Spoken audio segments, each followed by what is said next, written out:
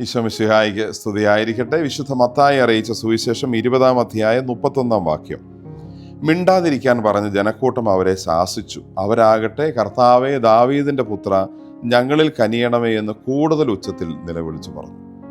ഈശോ വഴിയിലൂടെ കടന്നു പോകുമ്പോൾ രണ്ട് അന്ധന്മാർ വഴിയരികിൽ ഇരുന്ന് ഈശോയെ വിളിച്ച് പ്രാർത്ഥിച്ച സന്ദർഭമാണ് ഈ കേട്ടത്. പ്രാർത്ഥനയ്ക്കിടയിൽ, അവരുടെ ആ വലിയ നിലവിളിച്ചുള്ള അപേക്ഷയ്ക്കിടയിൽ ഒരു പ്രതിബന്ധം, അത് ജനക്കൂട്ടത്തിൻ്റെ ശകാരമാണ്. അത് അവരെ തളർത്തുന്നില്ല. ഈശോയിലുള്ള അവരുടെ വിശ്വാസം ശക്തമാണെന്നും ഉറച്ചതാണെന്നും ഈശോ കണ്ടപ്പോൾ ചുറ്റും കൂടി നിൽക്കുന്ന ആ ജനക്കൂട്ടത്തിൻ്റെ വലിപ്പമൊന്നും ഈ അന്ധരെ കാണുന്നതിന് ഈശോയ്ക്ക് തടസ്സമായിരുന്നില്ല.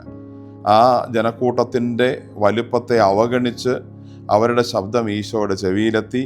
ഈശോ അത് കേൾക്കാതിരുന്നില്ല, മറിച്ച് അവിടെ നിന്ന് അവരോട് സംസാരിച്ച് അവരുടെ പ്രശ്നത്തിന് പരിഹാരവും കൊടുക്കുന്നു. ഈശോയിലുള്ള വിശ്വാസത്തിൽ നിന്ന് മാറാതെ, പ്രതിബന്ധങ്ങൾ ഉണ്ടെങ്കിലും മനസ്സ് മടുപ്പിക്കുന്ന കാര്യങ്ങളും ഒരുപക്ഷെ ചിലപ്പോൾ ഉടനെ പ്രാർത്ഥിച്ചിട്ട് ഫലമൊന്നും കിട്ടാതിരിക്കുന്ന അവസ്ഥയൊക്കെ ഉണ്ടെങ്കിലും അതിലൊന്നും മനസ്സ് മടുക്കാതെ, ഇനി ഞാൻ പ്രാർത്ഥിച്ചിട്ട് എന്ത് കാര്യമെന്ന് ചിന്തിക്കാതെ, കൂടുതൽ തീക്ഷ്ണതയോടെ, മറ്റ് തടസ്സങ്ങളൊന്നും പരിഗണിക്കാതെ, ഈശോ എൻ്റെ ആഗ്രഹം, എൻ്റെ ലക്ഷ്യം സാധിച്ചു തരുന്നതുവരെ ഞാൻ വിശ്വസ്തയോടെ, വിശ്വാസത്തിൽ നിന്ന് കുറവ് വരാതെ നിൽക്കുമെന്ന ഒരു ഉറച്ച ബോധ്യത്തോടു കൂടി പ്രാർത്ഥിക്കുന്നവരുടെ പ്രാർത്ഥനകൾ ഈശോ കേൾക്കാതെ പോകില്ല എന്നുള്ളതിൻ്റെ ഏറ്റവും വലിയ ഉദാഹരണമാണ് ഈ രണ്ട് അന്ധന്മാർ.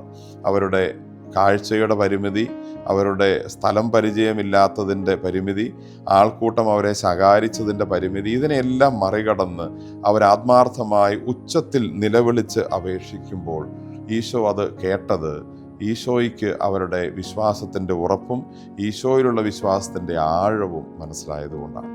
നമുക്ക് ഈശോയിൽ ആഴമായ വിശ്വാസം ഉണ്ടായിരിക്കട്ടെ. ഈശോ നമ്മുടെ ഏത് പ്രശ്നത്തിനും പരിഹാരം തരും എന്ന് വിശ്വസിക്കാനും നമുക്ക് സാധിക്കട്ടെ.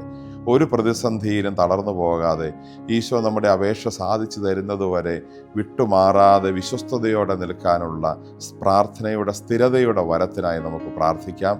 ജീവിതത്തിൽ ഒരു ഘട്ടത്തിലും പ്രത്യാശ കൈവിടാതെ ഈശോയുടെ അടുത്തേക്ക് ചെല്ലാനുള്ള ആ ഒരു ബലവും ഈശോ നമുക്ക് നൽകട്ടെ. ആമേൻ.